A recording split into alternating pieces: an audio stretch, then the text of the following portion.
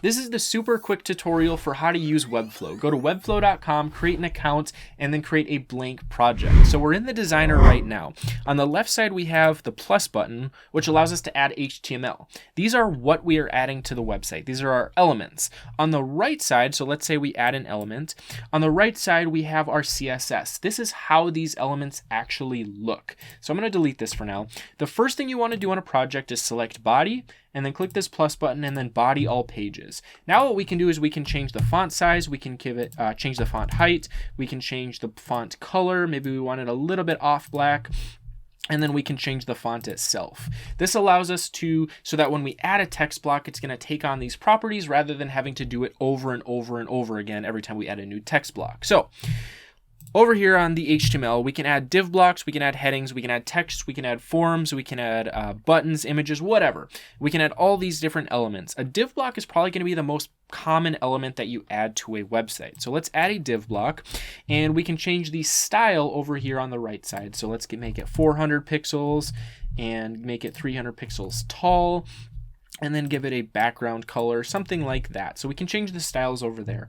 Now, the way that CSS classes work is that, let's call this our content container class. Now, if I copy Control-C and Control-V to paste it, if I copy and paste it, we now have two different content container classes. Now, if I change the style of one of these, it's automatically going to change both of them because they have the exact same content container class. Now, the way that we make that so it doesn't happen is we can click this arrow here, duplicate the class, and then we can call this something else. So we can call this small content container, and then we can change the style of this. So say 200, and let's change the background to a red, and you can see that they are now different styles because we called them different classes. So just know that if you change a class on one page, it might change other elements on other pages if they have that same exact class. So let's talk about some of the most commonly used class styles that you need to know. So margin is spacing on the outside of an element. So let's say we add some left margin, it's going to add spacing outside of that element on the left and the top.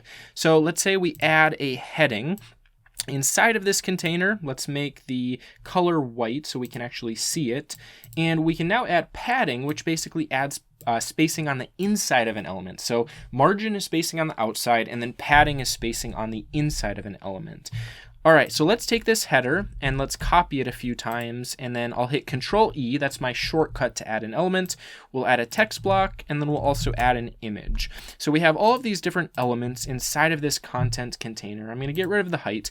What we can do is we can use some of these display options. The most common ones are display flex, which allows you to display things. I'm going to get rid of the width so we can actually see it. So it allows you to arrange elements in a certain direction. Right now it's horizontal. If we want it all to be aligned to the top, we can click align, or if we want it center, we can click center, or bottom, we can click bottom. Another option is to do vertical, which allows the children elements inside of that div block, which is basically just a container.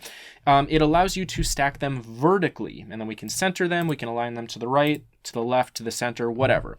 Another option is the display grid. So this grid basically makes a grid and allows elements to be placed inside of these grid blocks inside of columns and rows. So these two can be super helpful for when we're doing mobile responsive websites, which is all websites. So as the screen size gets smaller, you can see things start to get squished and things start to bleed off the page. So what we can do, if we have grid or flex, I'm going to get rid of the margin to make it a little bit neater. What we can do is we can take this heading and we can make it so that it covers two different columns. We can take this one so it covers two columns, this one. We can do this with text. We can do this with images. And then also if we have the flex box instead, we'll click the flex instead of grid, and then we have it horizontal. Obviously, it's going to bleed off pages. It gets smaller. So what we can do is if we're in mobile view, we can change it to vertical. So now that they're going to stack on top of each other.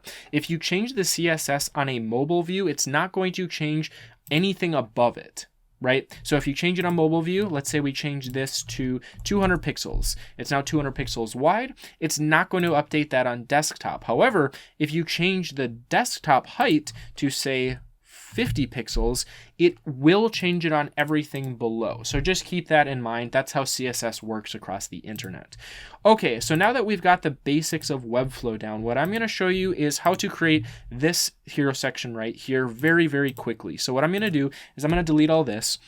I'm going to add a section, and then what I'm going to do is I'm going to add 100 pixel to the top, 100 pixel padding to the bottom, and then 5 viewport width on the sides. Viewport width just means a percentage of the whole screen size. This is very common for what I would do on a common website. So inside of this section, I'm going to add a div block, and this div block is going to be my content container, and we'll call it content container.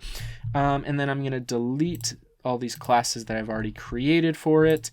And what I'm going to do is I'm going to add, let's see, we need a text header and a text and then the button. So we'll add text, we will add the heading, we will add another text, and then we will add a couple buttons. What I'm going to do here is I'm going to change the content container to flex, and you can see they're side by side. We want them to be stacked vertically, and then we want them to be center, and then we also want the text to be center aligned. So we don't want the buttons on top of each other, so I can add another div block and put these buttons inside of that div block, and then we can do this the same thing and make this div block flex, and we'll keep it horizontal, and then we'd want to name it something that we could remember in the future to keep it clean. And then we can move this button a little bit over to the right by giving it some left margin and then some top margin to that div block, and now we basically have this the structure of this hero section, and then we can basically just copy and paste all this information in. We can go in here, change the button colors.